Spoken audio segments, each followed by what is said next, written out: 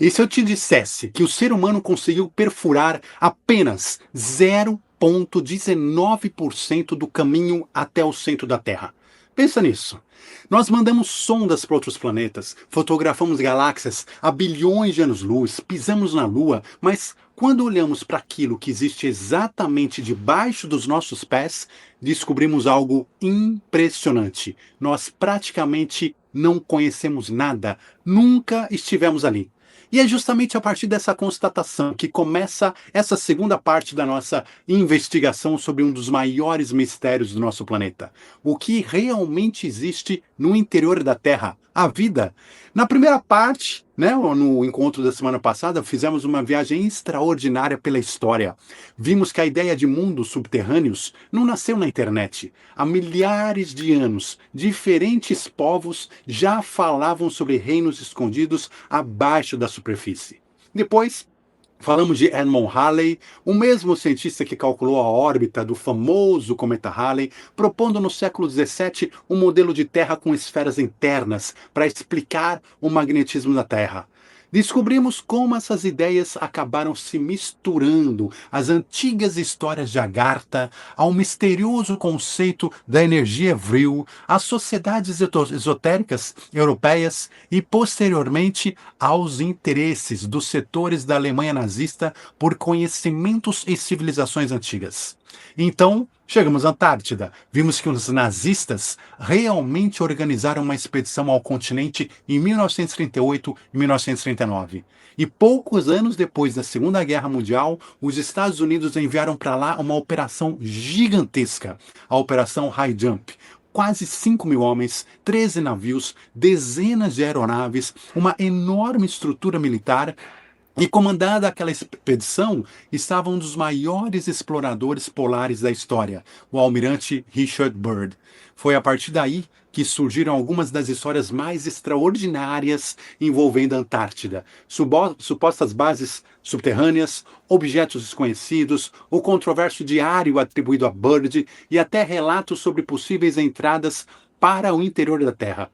Mas existe um problema. Até aqui estivemos navegando principalmente entre história, lendas, documentos controversos, especulações, e é exatamente o que a partir de hoje vamos mudar completamente, porque agora vamos fazer algo muito mais difícil. O que acontece quando deixamos de lado essas histórias e perguntamos à própria ciência o que ela encontrou debaixo dos nossos pés? E algumas das respostas são surpreendentes. Nós vamos ver juntos que o ser humano jamais conseguiu atravessar sequer a crosta terrestre. Vamos falar sobre uma gigantesca quantidade de água, oceanos internos, oceanos dentro do planeta. Vamos conhecer fluxos subterrâneos, formas de vida encontradas em lugares onde durante muito tempo se acreditava que nada pudesse existir. Também vamos ainda mais fundo, porque existem relatos militares sobre objetos desconhecidos que não apenas voariam pelos nossos céus, mas entrariam e sairiam dos oceanos, os chamados USOs, objetos submersíveis não identificados. Então voltaremos à Antártida, mas dessa vez através da ciência. Vamos conhecer o ANITA, um experimento realizado sobre o continente antártico e que registrou sinais de partículas extremamente energéticas vindo do interior da Terra, de dentro da Terra, como se alguém estivesse emitindo lá do centro do planeta. Então, quais são as explicações científicas para isso? E depois vamos falar ainda das chamadas pirâmides da Antártida. São realmente construções? Seriam montanhas apenas simetricamente organizadas? E por que algumas pessoas relacionam essas formações ao misterioso mapa de Piri Reis, produzido em 1513, ou seja, um mapa perfeito sobre a Antártida muito antes de entenderem o continente antártido. E finalmente, vamos voltar aonde tudo começou. Agartha. Quem seriam os intraterrenos? Uma civilização antiga? Sobreviventes de alguma cultura desaparecida? Extraterrestres utilizando regiões subterrâneas do nosso planeta? Seres pertencentes a outra dimensão ou frequência? Agartha e Shambhala nunca foram lugares físicos? Serão símbolos de uma realidade mais espiritual? Uma dimensão paralela? Bem, nós então vamos, a partir desse momento, a partir de agora, juntos, explorar tudo isso e mais um pouco. Então, seja muitíssimo bem-vindo ao canal Despertando Pessoas. Eu sou Daniel Kaltenbach e já deixe o seu like para os nossos vídeos terem a maior repercussão para as pessoas interessadas no despertar da consciência da humanidade. E se você é novo aqui, já subscreva, ative o sininho para receber as nossas notificações, os nossos conteúdos. E por fim, antes da gente começar, eu sempre me perguntam, quero lembrar a todos que quem quiser participar do nosso grupo de WhatsApp, nosso grupo de estudos, será muito bem-vindo. Basta acessar www.despertandopessoas.com/seguidores, despertandopessoas.com/seguidores e venha estudar com a gente, participe com a gente dos nossos estudos, nossas perguntas, traga suas dúvidas, traga suas opiniões, enfim, nessa grande família de luz. E eu vou deixar o chat aqui, como sempre, aberto. Coloque seus comentários, suas dúvidas, suas opiniões, aquilo que você gostaria de ver, de falar, para que a gente possa aprofundar, inclusive, principalmente esse assunto de hoje, da melhor maneira possível. Então, o chat está aberto para vocês. E se você está vendo o vídeo depois, deixe nos seus comentários também, que todos serão lidos. Então, vamos lá.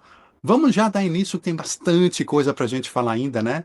E a gente falou um pouquinho sobre as antigas tradições sobre a Agartha. Falamos da teoria da Terra Oca, mas afinal, o que existe embaixo dos nossos pés? O que realmente há no centro da Terra? Quando abrimos um livro de geologia, a gente encontra um modelo da Terra relativamente simples, de uma estrutura, onde primeiro tem a crosta terrestre, que seria, vamos dizer, a casquinha, né, onde a gente vive, e essa casquinha da crosta terrestre, sua casquinha, possui uma espessura média de mais ou menos 40 quilômetros. Então, a casquinha dela, imagina, né, eu falei para vocês no último encontro, se fosse uma uva, a casquinha dela tem 40 quilômetros mais ou menos. E logo abaixo estaria o manto terrestre, com rochas muito quentes, capazes de fluir lentamente aos milhões de anos, né? E lá no centro, o núcleo externo, composto por ferro-níquel, e finalmente o núcleo interno, que seria sólido, devido principalmente à grande pressão que haveria nesse local. Bom, essa é a imagem que a gente aprende na escola, mas existe um detalhe curioso. Nenhum ser humano jamais viu diretamente essas camadas. Vejam só, às vezes a gente pensa assim, poxa, mas o ser humano não pode ir lá ver? Não pode ver, de alguma forma, ir lá e pesquisar? Aí a gente vai entender qual é, pergunto para vocês, coloque aqui no chat se vocês conhecem, qual é o buraco. A gente vai na praia e quer fazer aquele buraco bem fundo, né? O ser humano também quer fazer um buraco bem fundo para chegar no centro da Terra. E já se tentou isso várias vezes. Qual é o buraco mais fundo, mais profundo que a humanidade já fez? Você sabe? Né? Até onde a gente chegou? Então, talvez você imagine que já perfuramos centenas de quilômetros abaixo da superfície, né? Mas na verdade estamos muito, mas muito longe disso. O buraco mais profundo já escavado pelo homem chama-se Poço Superprofundo de Kola, Kola, localizado na Península de Kola, no extremo noroeste da Rússia. A sua perfuração começou em 1970 e o objetivo era ambicioso. Eles queriam alcançar o núcleo terrestre, o manto terrestre pela primeira vez. Queriam chegar até onde não se imaginava que podia chegar. Mas depois de mais de 20 anos de trabalho, 20 anos de trabalho, os cientistas conseguiram atingir apenas 12 mil metros de profundidade. 12 mil metros são 12 quilômetros de profundidade. Pode parecer impressionante, 12 quilômetros de profundidade é bastante, pelo menos na nossa primeira impressão, primeira visão. Mas tem um detalhe quase inacreditável, né? Porque a 12 mil quilômetros eles não tinham nem quebrado a casquinha da uva, porque o centro da Terra está a 6.371 quilômetros. Ou seja, a gente conseguiu cavar 12 quilômetros de 6.371 quilômetros. Ou seja, o ser humano conseguiu cavar apenas 0,19%, 0,19% da distância até o centro da Terra.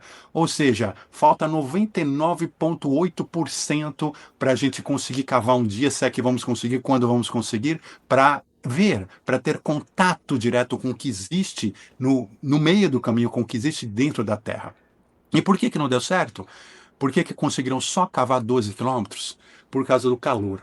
O calor venceu a tecnologia humana. Então, o calor fez com que todo o maquinário, né, todas as brocas se derretessem. Então chegou uma hora que eles não conseguiam mais nada entrava que não derretesse. Então nada mais funcionava e aí a gente teve que parar de o buraco parou e a ideia toda foi abandonada. Então a gente conhece a Lua, conhece Marte, conhece muita coisa do espaço, mas não conseguimos atravessar nem 0,2% do nosso próprio chão. Conhecemos a Lua melhor do que a Terra em vários aspectos, por incrível que pareça.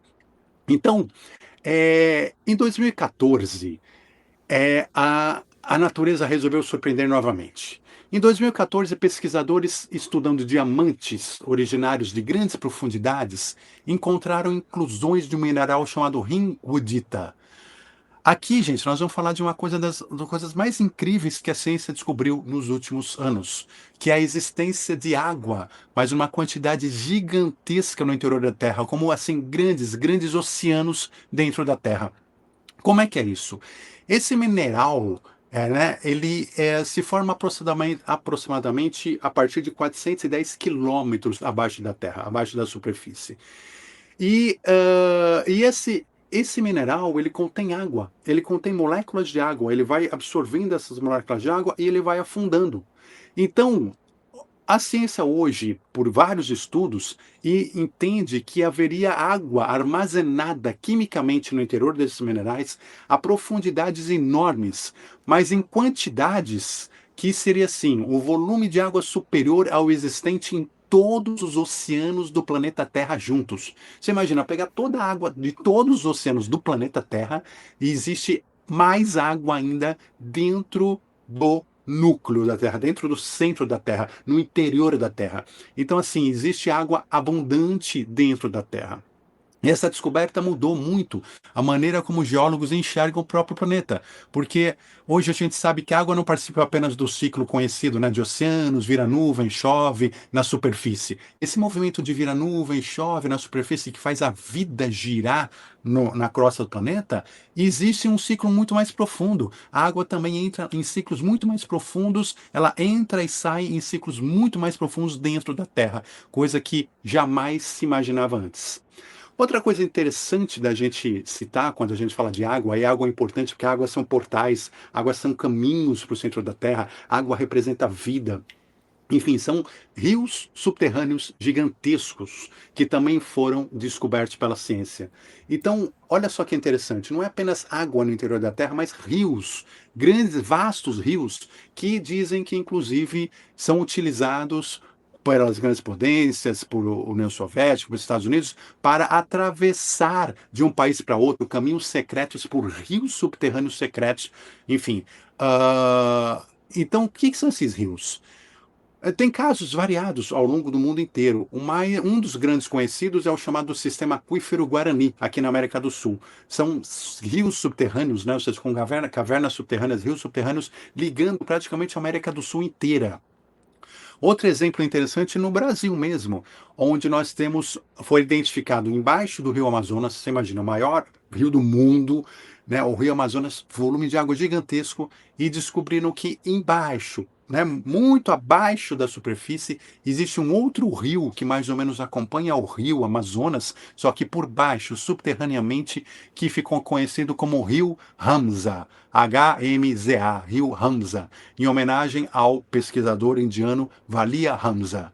Então, é um fluxo de água, é um rio que cabe submarinos nesse rio. Você pode atravessar esses rios com submarinos e esses rios ligam caminhos embaixo da terra. Então, assim, não bastasse a água que existe no interior, os rios, né? Existe também uma outra questão que a ciência está cada vez mais surpresa, que é a capacidade de existência de vida em várias situações diferentes. Então, assim, por muito tempo se achava que você não vai encontrar vida junto com a lava vulcânica muito quente, você não vai encontrar vida no interior da Terra porque não tem oxigênio, então não dá para respirar, você não vai encontrar vida na Antártida porque é muito gelado. Então achava que a vida ela dependia de um climazinho ameno, né? Assim, e não. O que se descobre cada ano mais são novas espécies e novas provas, inclusive de vidas que estão encontradas no final da atmosfera terrestre, ou seja, basicamente no espaço, onde tem bactérias que nunca se imaginou que pudessem existir. Então, nós conhecemos hoje bactérias não apenas ali no espaço, praticamente, como no interior de minas profundas, onde jamais se imaginou que pudesse haver alguma coisa. Estamos encontrando, junto com lavas, ou seja, fontes hidrotermais, do lado de vulcões, muitas bactérias, muita vida que não se imaginava que pudesse existir, lagos escondidos sob quilômetros de gelo na Antártida. E esses lagos, de repente, têm vida. E aí se fala hoje da vida nas luas de Júpiter e tudo mais, porque a vida na água, ela não depende do sol batendo, não depende de calor. A vida, ela vai se mostrando que ela é capaz de existir nos lugares mais inimagináveis possíveis. E se existe vida em tantos lugares, por que não vida inteligente? Mas vamos chegar lá. Então, organismos são capazes de sobreviver em condições químicas e físicas que há muito pouco tempo atrás seriam consideradas impossíveis. Então, a existência de vida no interior da Terra está cada vez não apenas mais provável, como, né, ou seja, muitos já estão dizendo que sim, existe vida em todo lugar, existe vida em todos os cantos. O Espiritismo já fala isso há muito tempo. Chico Xavier comentava sobre isso, no sentido de que Kardec falava sobre isso, de que existe vida em todos os lugares. Em todos os lugares, em cada entranha, em cada espaço que a gente julga que é vazio, em cada local, alguma espécie de vida existe ali. E a ciência começa a identificar isso, começa a entender cada vez mais que isso é verdade. Então, quando a gente fala da Terra, e é importante a gente entender isso a gente está falando hoje, né, de vida intraterrenos, terra oca.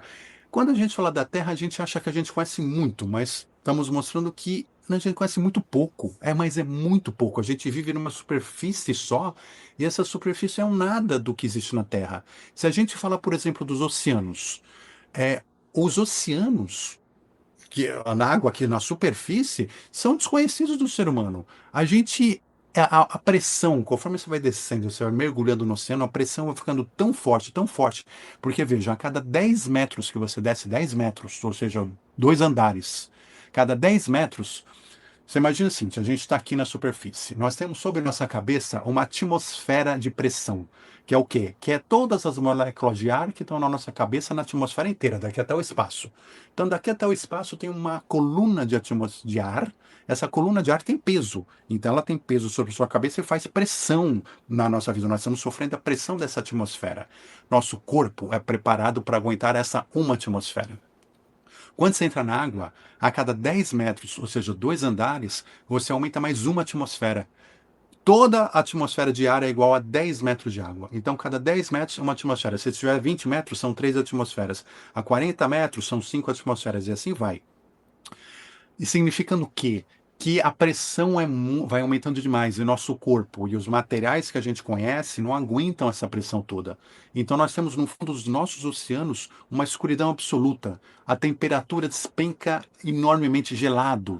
E é muito difícil de você chegar, muito complicado de você ver.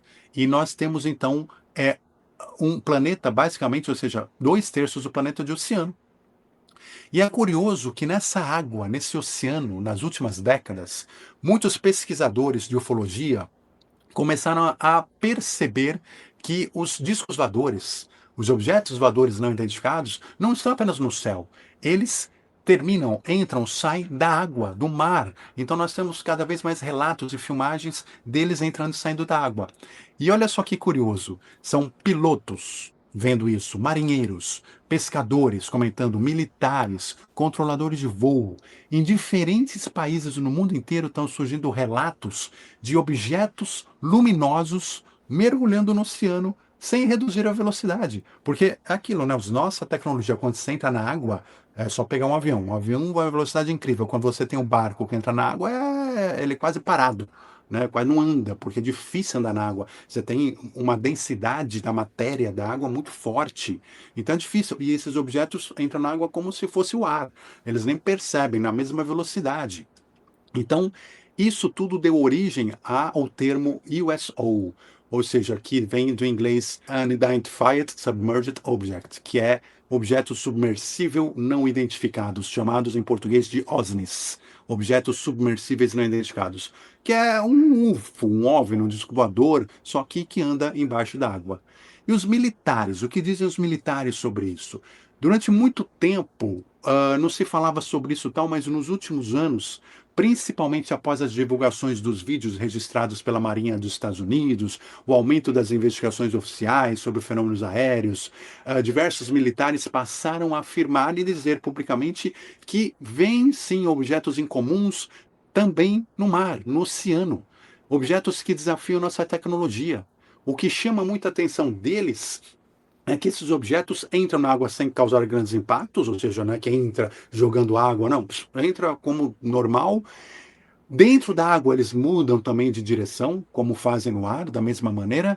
Tem velocidades totalmente incompatíveis com nossa tecnologia. Nosso maior submarino nuclear anda centenas de vezes mais devagar do que esses objetos, que parecem não ter uma propulsão diferente, é como se fosse realmente antigravitacional, tanto no ar quanto dentro da Terra, enfim.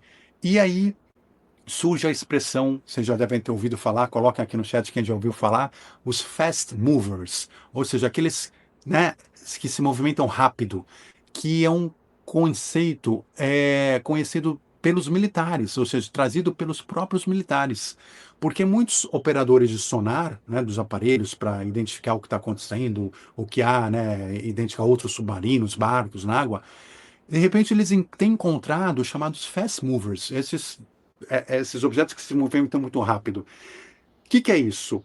Eles são objetos que são vistos pelo radar, pelo sonar embaixo da água, mas que se movimentam em velocidades incríveis dentro da água, ou seja, que nada, nós não temos tecnologia para isso, muito menos um peixe que ande numa velocidade dessa, não existe.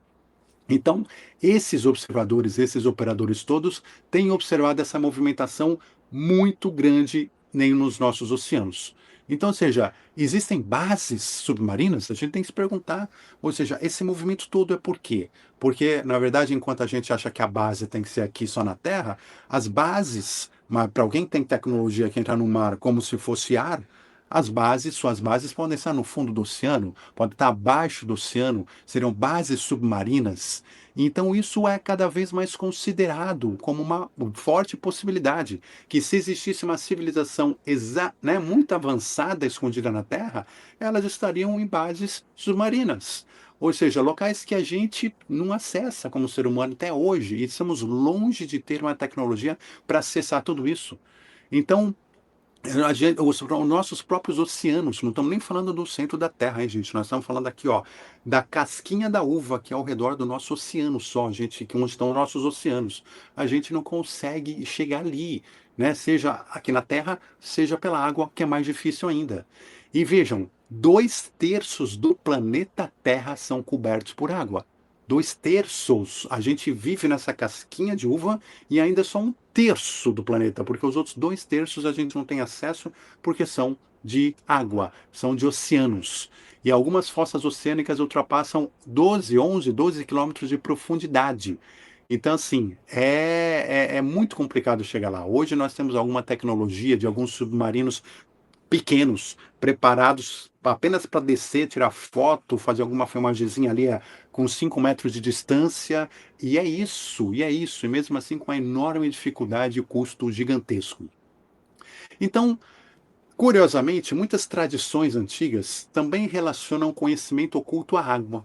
Olha só, né? Então, diversos povos falam de cidades afundadas, de templos submersos, de civilizações desaparecidas, e a mais famosa delas é, sem dúvida, Atlântida, que foi descrita por Platão, né, filósofo grego. Ao longo dos séculos, a Atlântida acabou sendo associada por diferentes autores à Antártida. Muitos associam a Antártida, a Terra Oca, a Agartha e até a visitantes extraterrestres. Então vejam como as coisas vão se ligando e às vezes as histórias dos povos vão contando com palavras diferentes, com nomes diferentes, mas contando uma mesma história. Então temos um mistério que eu quero comentar agora, vamos falar um pouquinho da Antártida, voltar a falar um pouquinho da Antártida, mais um mistério sobre a Antártida que surpreende a ciência, que foi um experimento realizado ali que trouxe uma consequência, né, um resultado totalmente inesperado, totalmente inesperado, quando partículas extremamente energéticas pareciam estar vindo do centro da Terra para fora da Terra. Então vamos falar um pouquinho disso, que é o experimento ANITA. Você, né, coloca aqui no chat se você já ouviu falar desse experimento, o que que você acha, qual a sua opinião sobre isso, sobre o que está acontecendo, e continuam pesquisando isso tudo aqui. Vamos entender o que está acontecendo. Então, voltando para a Antártida um pouquinho, nós temos um experimento científico desenvolvido pela própria NASA e que tem deixado muitos cientistas intrigados, que é o chamado ANITA. O que que é ANITA? ANITA é um Antarctic Impulsive Transient Antenna. É, então é o nome de uma antena, né, de pulsos, né, da Antártida, que é para estudar justamente energias espaciais. Então é um conjunto de antenas instalado num gigante balão estratosférico. Imagina, colocar um balão estratosférico com um monte de antenas, desenvolvido pela NASA, em parceria com muitas universidades. E o objetivo é estudar partículas extremamente raras chamadas neutrinos. Neutrinos é um tipo de partícula, assim como fótons, os prótons, os nêutrons, eles fazem parte da chamada física quântica. E essas partículas são chamadas por muitos de partículas fantasmas. Por que fantasmas? Porque é uma partícula muito curiosa na física, porque trilhões de neutrinos passam o tempo todo por nós e atravessam o corpo, atravessam tudo, né? Ou seja, atravessam toda a matéria. Então, por isso que às vezes falam que a partícula é fantasma. Ele tem uma capacidade muito grande de atravessar, tão pequeno que ele é, tão energético que atravessa. Ele passa por tudo. E a gente nem percebe. Eles praticamente não interagem com a matéria. Então, ah, são produzidos pelo Sol, por explosões de supernovas, por raios cósmicos, então são produzidas pelo espaço aí afora, por vários processos naturais do universo, e e é difícil detectá-los. E esse ANITA, então, tem como objetivo justamente detectar eles e estudar eles. E por que na Antártida? Porque esse continente antártico possui uma camada de gelo extremamente puro. Quando um neutrino de altíssima energia interage com esse gelo, ele produz um pequeno pulso de onda de rádio. Então veja, a ciência não consegue ver o neutrino diretamente, mas ele consegue ver a reação do neutrino no gelo, porque quando ele bate com esse gelo, ele emite um pulso de onda de rádio, e assim a ANITA, os radares todos conseguem detectar e entender que os neutrinos estão passando por ali. Então é uma observação indireta dos neutrinos. Faz sentido? Então, o equipamento permanece suspenso por um balão voando cerca de 35 quilômetros sobre a Antártida. E lá de cima, ele observa milhões de quilômetros cúbicos de gelo ao mesmo tempo, então com radar para muito gelo, e por isso ele é um dos maiores detectores de partículas de neutrino do planeta que existe hoje. Mas uma descoberta inesperada aconteceu. Tudo estava tranquilo, normal, as pesquisas como esperado, até que durante algumas observações aconteceu algo inesperado. O ANITA registrou sinais compatíveis com partículas extremamente energéticas, ou seja, de neutrinos extremamente energéticos, mas com um problema. Essas partículas não estavam descendo do universo para a Terra, estavam saindo da Terra e subindo. Ou seja, vindo do centro, pareciam vir do centro da Terra, do interior da Terra. Isso pode parecer normal, né? Mas não. Por que que isso chamou tanta atenção? Porque, segundo o modelo padrão da física, os nêutrons comuns podem atravessar até a Terra. Ou seja, ele, como é uma partícula fantasma, como a gente falou, ele pode até atravessar a Terra inteira sem parar na matéria. Mas, quando nós temos neutrinos com energias elevadas, que é um tipo de neutrino, são partículas com energias muito elevadas, é, a probabilidade de interagir com a matéria aumenta. Isso significa o quê? Que ele, mesmo que ele venha do universo e passe pela Terra, ele não consegue atravessar a Terra. Então não é que da Antártida estaria vindo neutrinos que atravessaram a Terra. Esse tipo de neutrino não. É como se você falasse assim: não, eu vou jogar uma bala de canhão para atravessar uma montanha inteira e eu quero que essa bala de canhão atravesse a montanha inteira sem parar no meio do caminho, sem perder energia. E é isso que não acontece. Então esse neutrino ele perderia energia e por isso que não seria um neutrino comum. E aí começaram as manchetes, né, os jornais começaram, todo mundo saiu. O que está acontecendo? E falaram, a NASA detecta partículas vindas de dentro da Terra. A física está errada, alguma coisa não bate. Existe algo escondido no núcleo do planeta. Outros falavam que era a prova da Terra Oca, outros que é um portal para outra dimensão. Enfim, se falou muita coisa sobre tudo isso. Mas o que realmente está acontecendo? É esses, essas observações, elas exigem, claro, um estudo, continuam estudando tudo isso. Ah, e assim, não se tem uma resposta até agora do que exatamente de como essas partículas sobem. Então, assim, não é uma afirmação de que de repente exista uma vida extraterrestre que está emitindo como sinais de rádio alguma coisa lá do centro da Terra, ou que estamos falando de algum portal dimensional de onde essas partículas vêm, que não é do outro lado do espaço. Enfim, tudo isso continua em estudos, continua em exercício, mas nós temos então essa informação também dessa energia desconhecida vinda do interior da Terra. E a Antártida surpreende por muitas coisas. Uma delas é as montanhas. As montanhas que nós temos todo um continente. Imagine o seguinte, gente, nós temos um continente inteiro sobre o gelo que a gente nunca conheceu, a gente não tem como ver. Então, assim, existe um mistério que chamou ainda mais atenção nos últimos anos, que são imagens de satélite que começam a revelar algumas formações na Antártida que são extremamente simétricas. Ou seja, como se fossem montanhas que realmente têm o formato de pirâmides. Então, aqui muitos estão dizendo, não, são pirâmides que estão sendo descobertas. Nós estamos realmente falando de pirâmides. Outros falam que não, que são montanhas, né, naturais, que têm ali o formato muito próximo de pirâmides. Como sempre, né? Nós temos, só para lembrar, né, hoje nós temos, por exemplo, na China, em vários lugares do mundo, mas na China é muito, nós temos centenas de pirâmides na China, que estão lá no formato de montanha. Então, assim, mas isso é comum. Você vai andando pela China, você vai vendo isso tudo, e hoje tem estudos e tudo mais sobre essas pirâmides. Nós temos muitos que são pirâmides mesmo, que estão lá na China, mas que quem olha nos últimos séculos olhava uma montanha lá que foi se formando, foi, enfim, para quem vê séculos depois, tem a formação de uma montanha. A própria Montanha do Sol, Pirâmide do Sol, no México, quando descobriram ela em 1800 e alguma coisa, ela estava coberta de terra, ela era uma montanha. Aí o cientista foi lá e descobriu, não, aqui isso é uma pirâmide. Aí começaram a tirar a terra de cima e deixaram hoje, você vai visitar lá e tá só a pirâmide. Então, assim, isso tudo é interessante. Mas as pirâmides da Antártida, elas são muito interessantes, porque seria assim, uma descoberta arqueológica que reescreveria a história da humanidade. Essa história que está mal contada, né? Por que reescreveria? Porque se existe uma pirâmide na Antártida, ou qualquer construção na Antártida, isso significa que essa construção, essa pirâmide foi feita antes do último degelo, do último grande, né, era glacial, etc., dilúvio, etc. Nós estamos falando aí de 12, 15 mil anos. E pela história que está cada vez mais difícil de sustentar pela ciência, mas enfim, é ainda a história oficial, nós teríamos essa nossa civilização e a nossa tecnologia de 10 mil anos para cá. Nós, 10 mil anos, ainda éramos homens das cavernas. Começamos as primeiras grandes civilizações há 5 mil anos, 6 mil anos. Enfim, então não se encaixaria com nenhuma espécie de construção anterior a isso.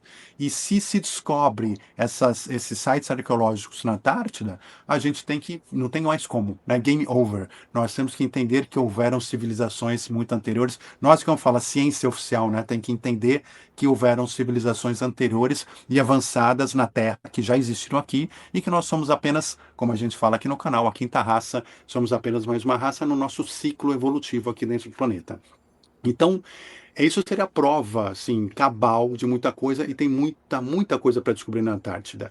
Então, essas fotografias satélites são incríveis, que mostram ângulos, montanhas que apresentam exatamente as quatro faces de uma pirâmide bem definidas. E, assim, isso do que o satélite descobriu. Nós temos um continente para descobrir. Um continente muito diferente do que a gente costuma imaginar. Por quê?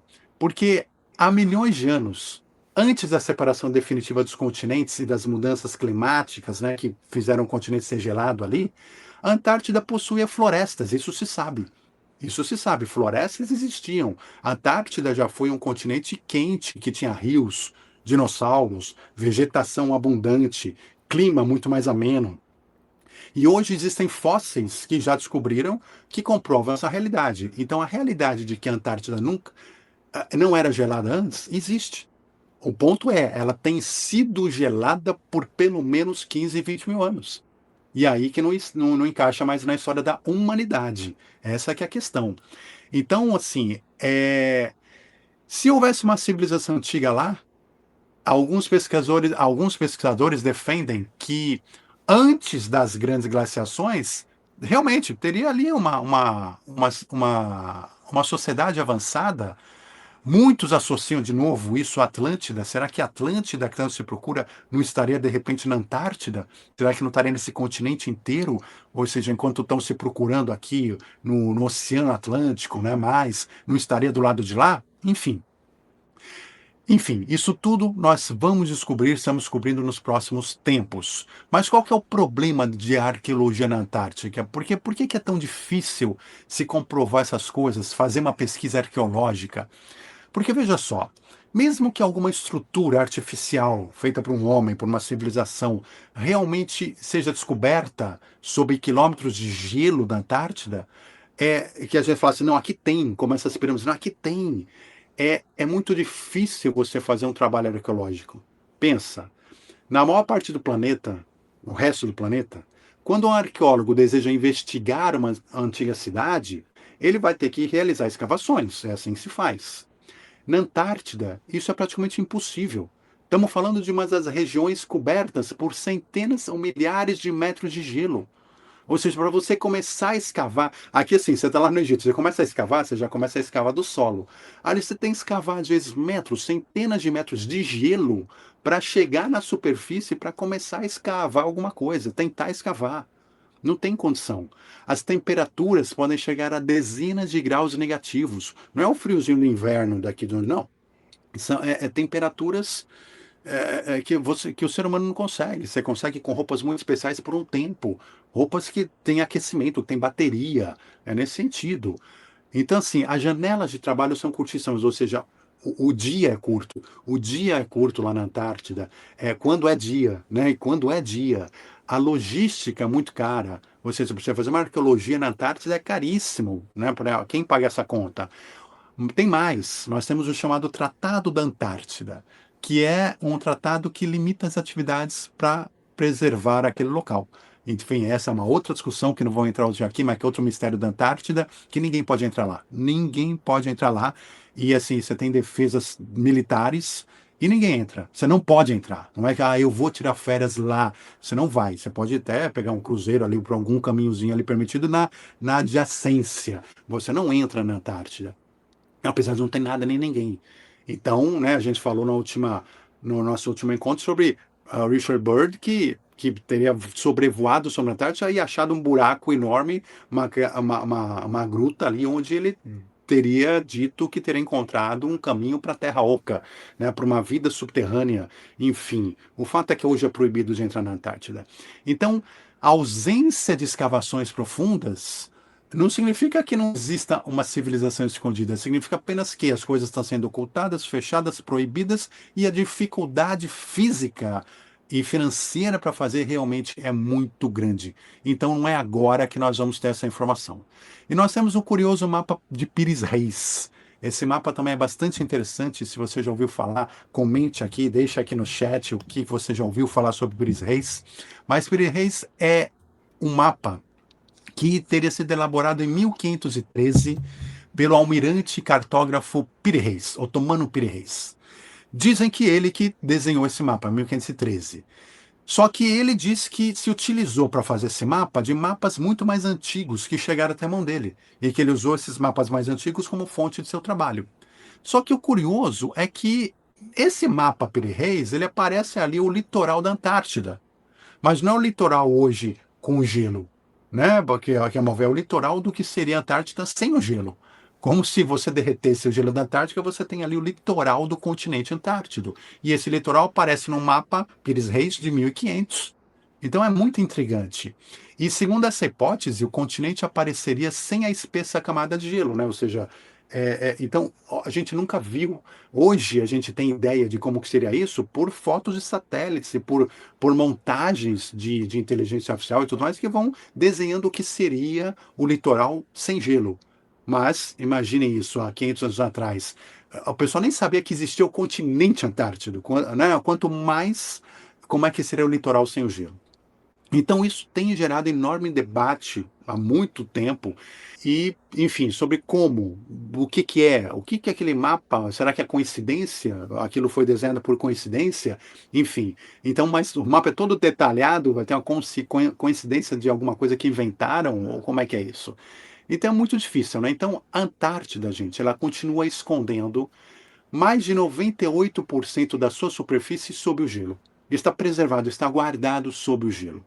Todos os anos, novas tecnologias vão surgindo, né? Você vê do espaço, aquela coisa toda, que vão revelando novas montanhas, lagos, canyons, paisagens, muitas coisas sobre a Antártida que não teria como ser descoberta se não fosse apenas por essa tecnologia que está no espaço. Então, é, como é que a gente pode saber o que está sob a Antártida? Não pode, ninguém pode saber. E é justamente isso que torna o local tão fascinante, né? Ou seja, que torna a Antártida um local tão misterioso. É, e esse mistério, então, ele se junta com vários aspectos, inclusive alguns que a gente falou no nosso último encontro, sobre todas as expedições nazistas e americanas e as razões porque toda aquela expedição saiu correndo de lá. Enfim, quem não viu nosso encontro semana passada, vale a pena ver, assiste aqui. E existem tradições milenares falando então dos povos subterrâneos. Vamos voltar a eles. Quem seriam esses povos? Seriam humanos? Uma civilização perdida? Sobreviventes de uma antiga catástrofe? Ou estamos falando de alguma coisa totalmente diferente? Então, vamos falar um pouquinho de Agartha, Shambhala e os intraterrenos, né? É, a gente viu que o interior da Terra continua sendo um enorme mistério para a humanidade, absolutamente desconhecido. A gente conhece apenas uma fração do que existe aos nossos pés. Também vimos juntos aqui que muitas culturas, separadas por milhares de quilômetros de distância e por séculos de história, preservaram relatos sobre as mesmas lendas, sobre os mesmos povos subterrâneos, sobre a mesma história. Mas quem seriam esses habitantes? Será que serão seres físicos, espíritos, né, multidimensionais, né, ultradimensionais, extraterrestres? O que seria isso? Então, Agartha. Vamos falar de Agartha primeiro. O que é Agartha? De onde surgiu Agartha? Entre todas as tradições relacionadas ao interior da Terra, nenhuma se tornou tão conhecida quanto Agartha. Segundo diversas correntes esotéricas, Agartha seria uma imensa civilização subterrânea composta por cidades, ou seja, não é uma cidade só, são cidades, ou seja, então é um grupo, é um país, é uma civilização mesmo maior. Cidades altamente desenvolvidas, conectadas por uma vasta rede de túneis espalhados pelo planeta inteiro. Então, essa seria a ideia de Agartha. Esses relatos descrevem uma sociedade onde não existirão guerras, fome, disputa de poder, ou seja, seria justamente uma sociedade mais evoluída que a nossa, moralmente, eticamente e espiritualmente. Seria como nós, no mundo da pós-transição, estamos numa transição pós-transição planetária. Será um mundo onde um bem prevaleça sobre o mal, onde a gente já tenha superado muitas questões de ego. Então, esse seria o povo de Agartha com um desenvolvimento científico extraordinário. Então, todas essas naves, né, UFOs, OSNIs, tudo isso seria normal para um povo desse. Seria absolutamente normal. Seria a forma deles se locomoverem para fora, para dentro do planeta e assim por diante. E segundo essas tradições, os habitantes de Agartha compreenderiam leis da natureza que ainda desconhecemos e viveriam em perfeita harmonia com o planeta. Então eles não destroem a natureza. E talvez esse seja o motivo pelo qual eles estariam no centro do planeta. Eles preservam a natureza, eles preservam o ambiente ao redor, eles têm tecnologia para isso. Então, absolutamente, eles não destroem, eles vivem em conjunto. E essa é a ideia, então, de Agartha. E nós vamos discutir já daqui a pouquinho, né, quem exatamente seriam esses seres. Vamos falar um pouquinho de Shambhala antes. Shambhala é que é muito discutido também, porque se Shambhala, na sua origem, é uma cidade física ou um estado de consciência. E o estado de consciência de uma civilização maior. Então, no budismo tibetano, Shambhala aparece como um reino sagrado governado por reis iluminados. Mas tem uma diferença importante, porque enquanto alguns interpretam Shambhala como um lugar físico, escondido em alguma região do planeta, muitos mestres budistas explicam que ela representa um estado elevado de consciência. Ou seja, ela está mais relacionada a um encontro que você vai ter com civilizações, com seres e tudo mais, quando você consegue elevar sua consciência para estar com eles, para viver com essa sociedade onde eles vivem. Então, a verdadeira entrada para Shambhala não seria um caminho físico, através de uma montanha, de um buraco no chão, mas seria sim pela transformação espiritual do ser humano, pela evolução, pela expansão de consciência. E desta maneira, então, nós atingiríamos esse estado de Shambhala, esse estado onde civilizações existem nessa consciência maior. Então, assim, todas as tradições, quase todas as grandes tradições espirituais, possuem um conceito semelhante sobre isso tudo que nós estamos falando. E nada é por acaso. Então, no cristianismo, existe a ideia de Jerusalém celestial. Então, seria um tipo de Shambhala, né? No hinduísmo, aparecem os lokas, né, superiores e inferiores. E os lokas superiores seriam justamente a Shambhala. Na Cabala, encontramos diferentes níveis de criação, onde os maiores seriam essa Shambhala. E entre diversos povos indígenas surgem narrativas sobre ancestrais que vivem em mundos ocultos superiores que são essa Shambhala. Então, às vezes, o nome pode mudar, mas será que não estão falando exatamente da mesma coisa com o conhecimento milenar que nos acompanhou até hoje, que veio até nós até hoje e que existe? E aí a gente vai falar dos intraterrenos, né? Enfim, Nagartha, Shambhala, temos que falar de intraterrenos, porque na verdade eles seriam, na situação, enquanto pensarmos neles existindo no interior do planeta Terra, seriam intraterrenos, ou seja, seres que vivem no interior da Terra e não na superfície da Terra como nós. É curioso, né, gente? Mas nós, seres humanos, somos seres intraterrenos também, e não de fora da Terra, porque a gente costuma achar que onde a gente pisa aqui no solo, né, a superfície, é o começo do planeta Terra. Não é. O começo do planeta Terra é a atmosfera. Ela começa muito antes. Para você vir visitar um ser humano, você tem que vir até o planeta Terra. Aí tem uma camada de ar, de atmosfera, que para nós é tranquila. Mas às vezes para um extraterrestre não é. Às vezes para um extraterrestre ele pode ver isso como uma água, como uma densidade maior, como uma superfície. A superfície que começa ali no espaço, onde começa o ar.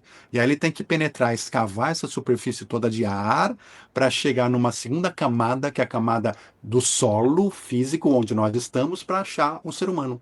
O ser humano é como aquele siri, aquele caranguejo, sabe, que tá, você entra no mar, você tem aquele água inteira, aí você tem o caranguejo ali na superfície da areia, ali, né, embaixo da água.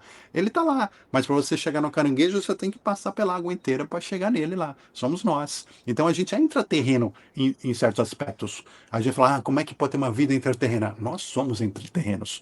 Nós estamos dentro da massa da Terra, nós não vivemos na superfície do planeta de verdade, nós vivemos numa camada interior do planeta, abaixo dessa superfície de ar, nessa superfície de gases, né? E assim você vai tendo, de repente, para dentro da Terra, coisas semelhantes, ideias semelhantes, com vidas diferentes, mas com um semelhante tipo de raciocínio. Então, esses intraterrenos seriam seres inteligentes vivendo em enormes cidades subterrâneas. E alguns falam que são descendentes de antigas civilizações desaparecidas, como por exemplo de Atlântida ou Lemúria. E pode ser, porque assim podem haver remanescentes ainda dessas grandes civilizações que saíram da superfície e passaram a integrar o interior da Terra. E às vezes até num ato de generosidade, mas que não atrapalha eles, porque eles têm uma tecnologia suficiente para viver, né, no interior da Terra e estar em todo lugar, porque assim, tem transporte, tem tudo, ou seja, né, e quanto mais você evolui, menos você, eu já comentei isso aqui no canal, menos você tem a necessidade de ter aqui, nós, seres humanos, vivemos aqui na superfície, porque a gente não consegue sair daqui. A gente é o caranguejo ali na areia que não consegue afundar um monte na areia, não consegue subir, não somos nós. Então a gente está meio que preso onde a gente está. Esses seres não. o fato deles terem, vamos dizer, uma referência de civilização ou de cidade, vamos dizer, no interior da Terra, não significa que eles vivam no interior da Terra, significa que eles têm bases. Por quê? Porque são seres universais. Eles estão na base intraterrena, eles estão na superfície, eles estão no céu, a gente vê OVNIs aqui, aí eles estão em outras dimensões, aí eles estão em outros planetas, eles estão. Ou seja, eles são em trânsito o tempo todo. Então essa base seria uma referência para eles, uma referência de lar, uma referência de retorno, uma referência de união. Mas é apenas isso. Então, eventualmente, eles teriam até deixado a superfície para nós que ainda primitivos na época, né, do fim de Atlântida e tudo mais, para que a gente pudesse se desenvolver aqui na superfície. Eles têm nos acompanhado como irmãos mais velhos, irmãos espirituais mais evoluídos, enquanto a gente está, né, caminhando na nossa evolução, tentando melhorar os nossos desenvolvimentos espirituais, éticos, morais aqui na superfície. Enquanto isso, estão vivendo muito bem, obrigado, né, no interior da Terra. Ah, o próprio Espiritismo fala, Kardec nunca afirmou a existência, por assim dizer, a Garta existe, mas ele, o Espiritismo, ele é muito claro de que ele diz, a vida não se limita ao plano material, primeiro, e segundo, no próprio plano material existe vida em todo lugar. E além do plano material, existem inúmeros mundos habitados. Mundos físicos, mundos de outras dimensões, graus evolutivos diferentes. Existem espíritos vivendo em diversas condições diferentes, conforme seu progresso moral. Espíritos que os nossos sentidos físicos não conseguem perceber como a nossa realidade humana, mas que eles estão aqui, às vezes exatamente na mesma realidade, mas em dimensões exatamente paralelas às nossas.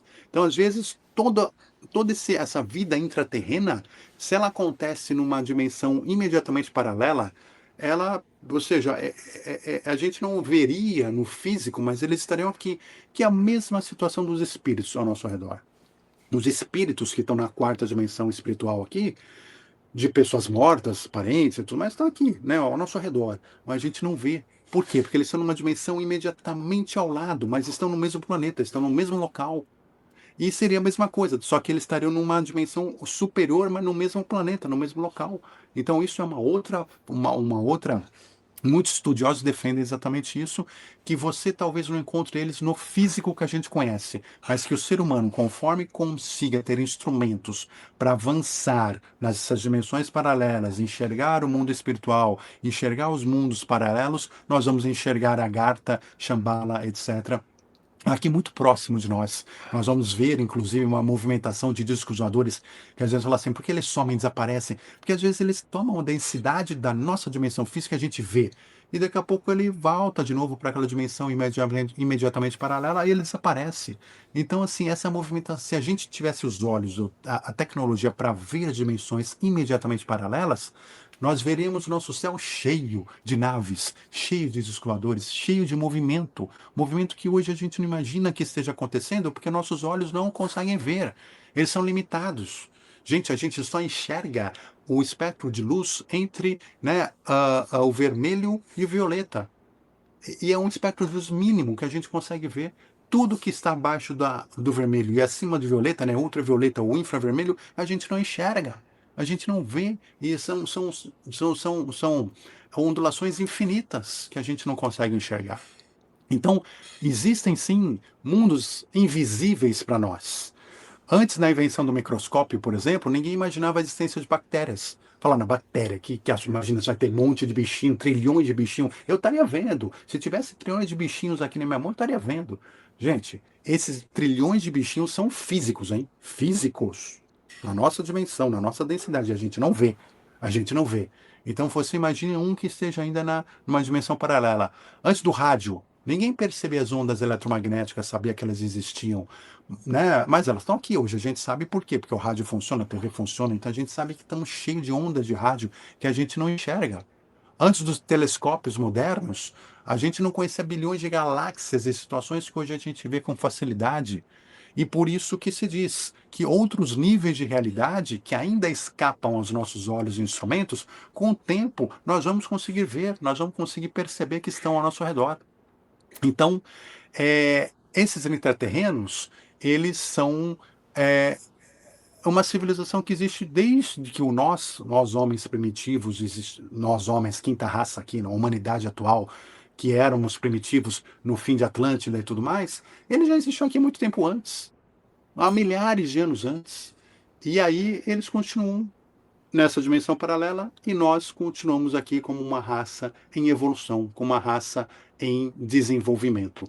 Então, a gente tem que entender que toda essa história de intraterrenos, Shambhala, Agartha, ela está muito relacionada ao nosso despertar de consciência. Porque elas podem existir sim no físico, pode haver no físico, mas elas também podem haver em dimensões imediatamente paralelas. Nós sentimos a presença desses seres há milhares de anos nos acompanhando. Nós temos as lendas, as histórias que não são por acaso. Nós temos relatos de pessoas que testemunharam, que tiveram contato com esses seres, que receberam mensagens desses seres. Nós, então nós somos como os irmãos mais novos em evolução e buscando esse conhecimento, buscando entender tudo isso. E muitas vezes essas entradas secretas, esse caminho é a nossa evolução tecnológica, a nossa evolução moral, a nossa evolução ética, que vai nos ensinar o caminho para vermos, para descobrirmos, para estarmos juntos com esses nossos irmãos mais avançados, para que a gente possa vê-los, para que a gente possa entender o planeta Terra como um todo, para que a gente entenda todas as vidas, todas as diferenças, todas as dimensões que coexistem na nossa Gaia, que não é apenas aquilo, né, aquela superfíciezinha, ainda a parte de terra, que não é 2/3 que a gente vive, que é muito pequeno, que é muito pequeno. Então, tudo isso é uma coisa que a gente está descobrindo, que a gente está aos poucos desenvolvendo.